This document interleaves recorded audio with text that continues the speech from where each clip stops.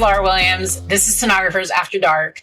Welcome. I'm glad you're here. So in our last episode, I talked a little bit about just some of the gross things that gross me out in ultrasound and feet grossing me out. It made me think of a couple things. So, there's so many things that we can encounter in ultrasound that might be a little gross, So I think that sometimes we don't always get into ultrasound with the reality of what we might see and what we might encounter. I think that there is this concept of ultrasound out there for people that are new to the field and looking to get started in ultrasound that they don't really know what we do, right? So I think that sometimes it's a shock and it's a surprise about what we do. And we don't really talk about it. We don't really talk about all the gross things that we encounter in ultrasound. People think that it's just roses and sunshine and, rainbows and sunshine and we're just scanning babies all day. And that might be true if you're doing OBGYN ultrasound, but even then you're doing transvaginals, right? So sometimes the probe cover gets stuck and it's nasty, or sometimes there's some smells that aren't quite so pleasant, right? So we encounter these things in ultrasound that I think that sometimes people who don't really know what we do and are looking to get into ultrasound are shocked when they get into clinicals because they don't have reality. They might have been practicing on each other. They might have had little, scan labs or et cetera. But when they get into clinicals, it's like this culture shock and they don't really know how to take that. So again, here I am with the reality, right? I want to bring reality into so you know what to expect when you get into ultrasound. And so I say this to say that I don't want to scare you. I don't want you to be intimidated by ultrasound and grossed out by it. But the reality is it's medicine. It's healthcare. And so we encounter patients who might not smell good. We encounter patients who might not be taking care of themselves, or gross things like gangrenous testicles. Been there. I'll tell you about that in a minute. We encounter these things that are outside of what we thought we might be getting ourselves into, and it's kind of gross. And so what are the times, maybe I want to hear, in the comments, leave me some comments, let me know, what are the times that you've encountered some gross things in ultrasound? What have you experienced? And how do you take that and learn from it, or, show empathy in those moments, right? Because that's hard too. You have this homeless gentleman coming in who is not feeling well. He's got a testicle the size of a basketball and it's disgusting.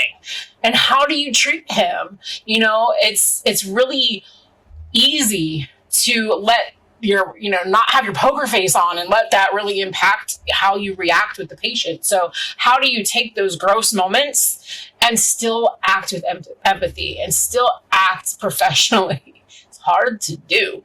So, I'm not good at poker, but I do have a fairly good poker face, I think. So I did win a round in Vegas once of like 3-card poker, but I have no idea what I was doing and someone else coached me. Anyway, but, so I think that, we have a lot of different expectations coming into the field. I know I did, and I'm sure that if you're new to ultrasound, you probably do too. So I want to bring some of that reality so you understand what you're walking into, not to scare you out of it, but, some of it's kind of cool, even in the grossness, right? Like I love going into cardiac surgery. I love it.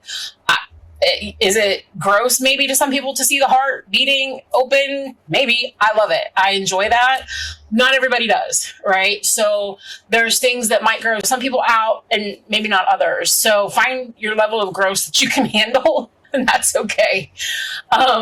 So the story about the testicle, this gentleman comes in, he's coming in through the ER, of course, cold winter night in Florida. Wasn't all that cold, but for him as a homeless man, probably wanting to get out of the little bit of lower temperatures that we were having that night. And so here I am.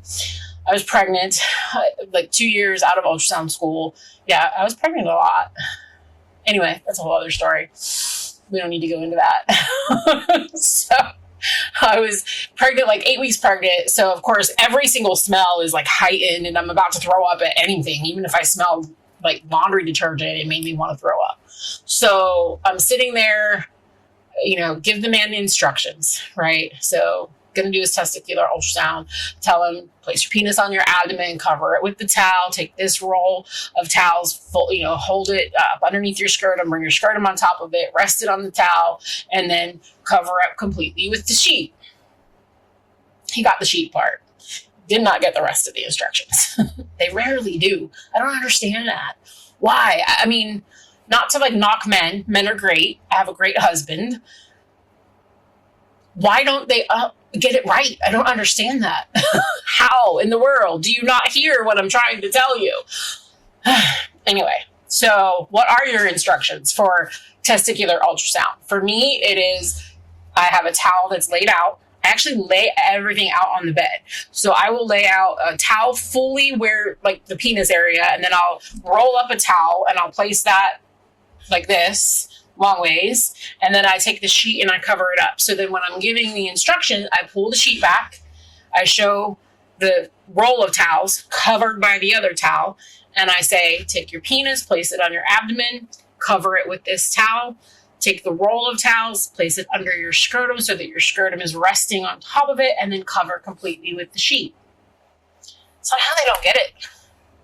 Is that confusing? I don't know. Anyway, that's a whole other story. So, whole other episode. Maybe we should do an episode on testicular ultrasound and all of the stuff that comes with that. So, anyway, so here's this man. Did not get the instructions right. He did get the sheet covered up though, so that was a plus. He wasn't completely naked. So I pull back the sheet and I am hit in the face with the worst smell I have ever smelled in my entire life. It was disgusting. And so it made me think of this because my son just recently graduated from EMT school and firefighter school. And so he did his first run and he's doing CPR, and this guy was a homeless gentleman and he was like, man, that smell, I can't get that smell.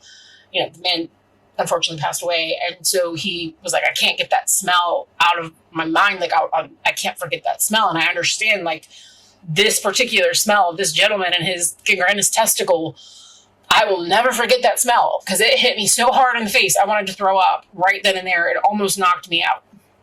So I had to compose myself. I was like, ooh, but how do you show compassion in that situation, right?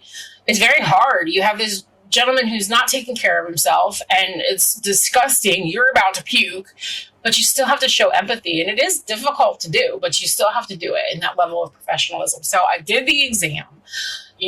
His testicle is just disgusting. Size, like, it was literally like this big. And I will never forget that.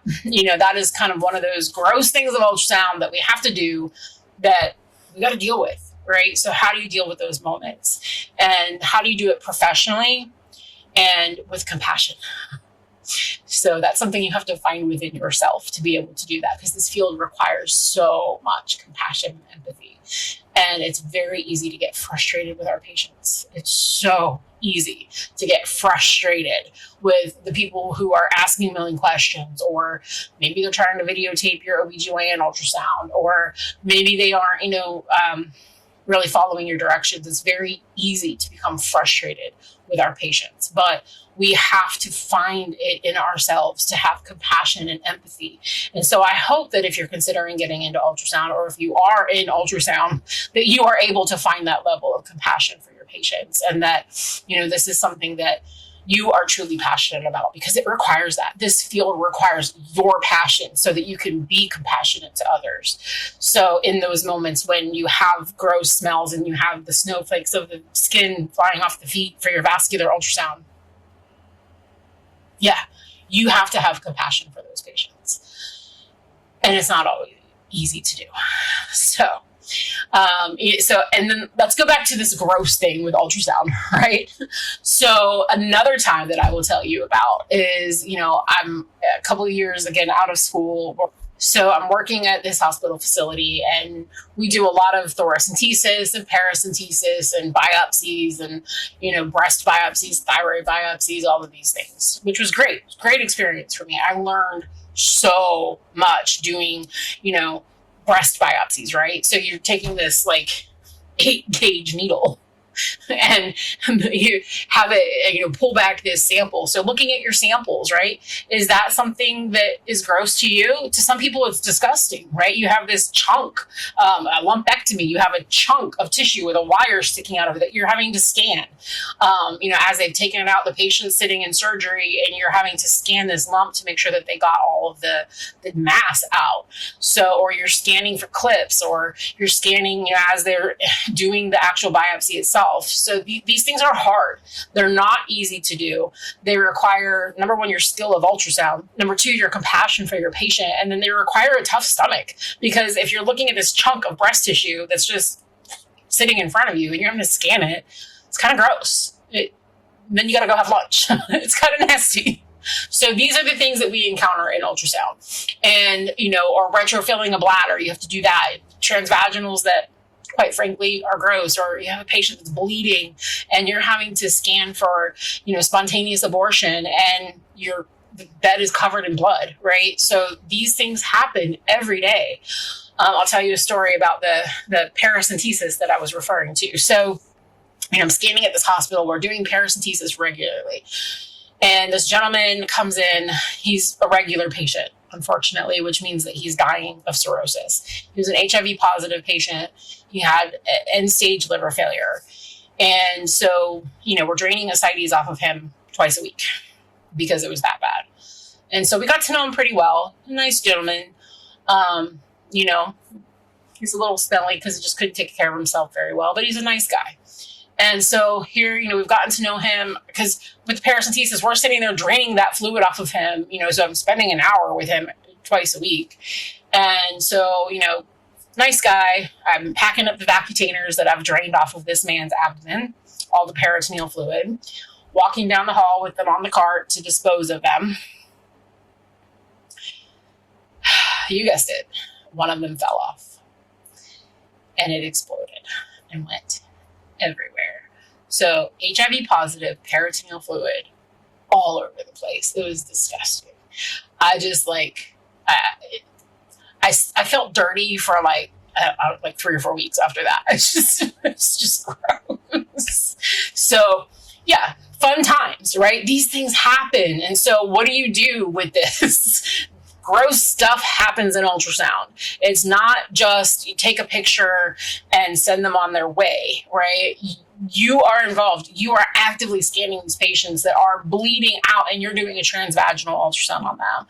Or, you are doing the procedure and draining off this fluid off of them. So there's so many things that ultrasound is so cool. It is. It's awesome. There's so many avenues of ultrasound that you can branch out into and you can really specialize in and hone your skills in. And some of them aren't as gross as others, but I like some of the cool, gross stuff. I don't know, maybe I'm weird that way, but just know that ultrasound isn't just scanning livers all day or scanning babies all day. There's so much more to it. Yes, some of it's disgusting. Yes, some of it's gross. And yes, we have to have compassion for our patients in the middle of those situations. But if you can find that within you to have the passion for this industry, the compassion for your patients, then you'll do really well. And don't let the gross stuff get to you. Take a big breath. Maybe, put a mask on so you don't have to smell everything quite so bad. And keep scanning. So thank you so much for listening. Again, my name is Laura Williams. It's been great to have you here. Don't forget to like and share. This is Sonographers After Dark. I'll see you next time.